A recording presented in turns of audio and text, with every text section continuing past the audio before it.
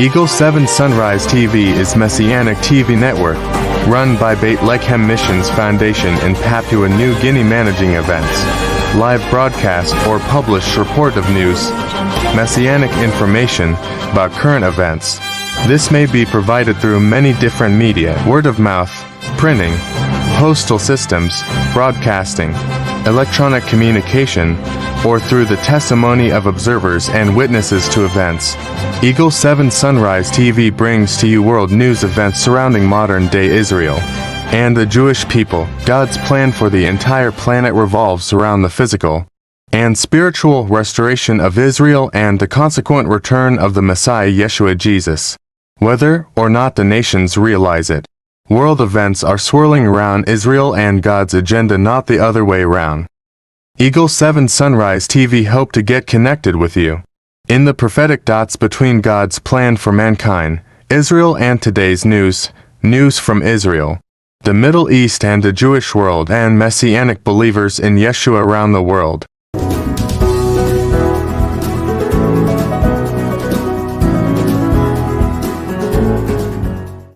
There was a rare event that happened recently over the Philippines, and it is a nice feeling to have one of these happen during a time when we all needed something positive to look forward to. It was October 7, 2021. Yeshua Jesus appeared in the cloud. This leads us to the next question: is Yeshua divine God? Let us hear from Dr. Nabeel Qureshi.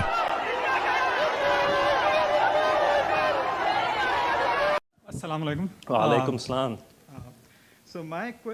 So being a Muslim, as you can already mention, my main problem is with the Christian doctrine of Godhood of Jesus. So there's a couple of questions that are related.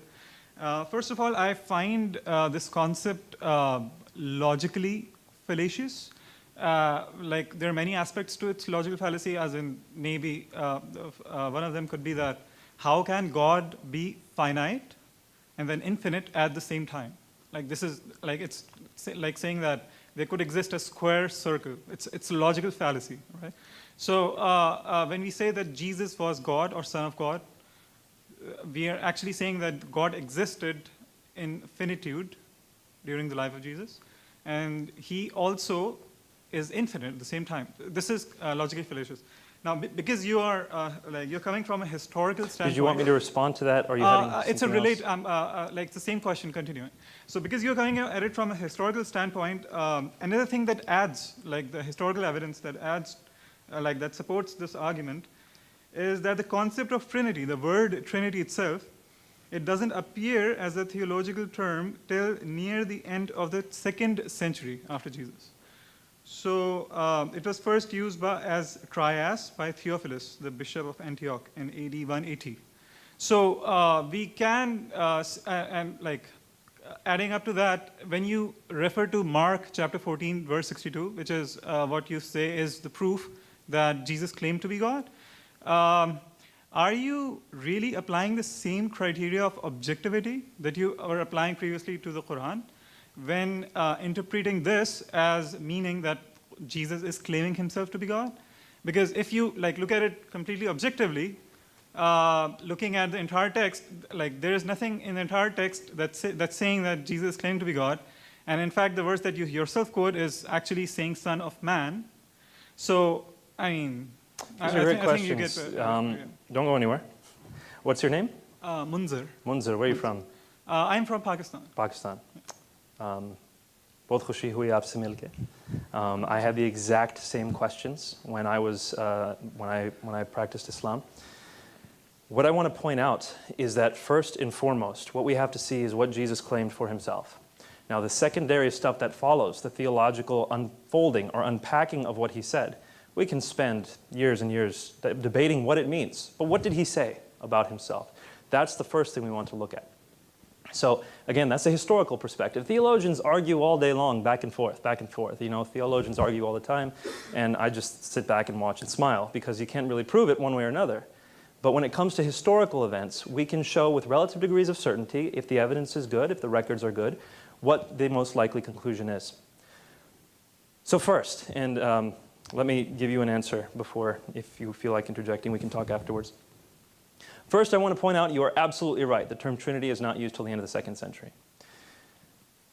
What is the doctrine of God called in the Quran? In Islam, what is the doctrine of God called? Tawheed. Tawheed. Is that in the Quran? No, the word Tawheed. The word Tawheed is a derived word from Ahad. Alhamdulillah. Good. So you understand the word Tawheed is not itself in the Quran. In the same way, the word Trinity is not itself in the Bible. This doesn't pose a problem. The Shahada is not found in the Quran. You have the components of the Shahada in the Quran, but you do not, you do not have La ilaha illallah Muhammad Rasulullah in that way found in the Quran. The components are found in the Quran. With the Trinity, the components are found in the Bible. So, the word Tawheed does appear in the Hadith. Oh, that's great, but it's not in the Quran. Narrations of the Prophet. And the Hadith is much later. So we're looking at you asked for the Bible, and we have within the early canonical tradition, people calling God a Trinity in the early canonical tradition. In fact, much closer to Jesus' time than the Hadith were to Muhammad's time. So whichever way you stack it, when you're consistent, you end up with a stronger case for the Trinity, for Jesus' deity. Now I want to continue on to your next part of your question, which is Jesus finite or infinite? The argument is that Jesus is, actually I'm going to pose it in a slightly different way. Can Allah come onto this world if He wants? Can He be in this world if He wants? I wouldn't think so. You wouldn't think so. So Allah's omnipotence is limited. He can't come onto this world. It's like basically Allah Ta'ala cannot do logically fallacious thing. Like He cannot create a square circle, right? Because that's something logically fallacious. But how do we know that's what this is? That but how do we know that's what this is? Because, for example, in Surah Al-Imran, when Allah is talking to Moses, it says in Surah Al-Imran, I think it's Surah Al-Imran, it might be Surah 18, but double check, that Allah, as He spoke to Moses, Allah was in the bush. Allah was in the bush. So if you want to say that meant something else, well, you're going to have to argue with the Quran on that one. It seems to be pretty clear that Allah can emanate His voice from a physical place. He can be in a physical place in a sense. In the same way, I don't believe that God coming to this earth limits His omnipotence. It's not a limitation of His omnipotence. Jesus has taken on flesh. God the Father is still everywhere. God, Jesus, the Son, is here on this earth. It's a limitation in that sense, but it's not a limitation of His nature. He is both the divine and human nature. That's the argument. Now, I want to talk about briefly, and then we're going to have to go to the next question, but let's talk afterwards for sure. You asked about the Son of Man. You said He's not calling Himself the Son of God, He's calling Himself the Son of Man. I'm emphasizing to you, my friend, when this hit me, again, while I was practicing Islam, when this hit me, it hit me like a bolt of lightning. The claim Son of God, according to Jews at that time, was not anything divine. Adam was called the Son of God. Solomon was called the Son of God. In the Psalms it says, you are gods. It's not a divine claim to call someone a son of God. But when someone refers to that Son of Man coming on the clouds of heaven, who's going to receive glory, authority, and sovereign power, and people of every nation and language are going to worship Him with the worship due only to God, that Son of Man is more than just a human. He is divine. He's going to be worshipped by all people of all time. So when Jesus calls Himself the Son of Man, it's not the Son of God title. And lots of Christians get this wrong, so I'm not pointing the finger at you. Lots of Christians say, oh, Son of Man means He's human, and Son of God means He's God. No, it's the other way around. In the Jewish context, Son of God was a normal human title. Son of Man, from Daniel 7, that was something divine.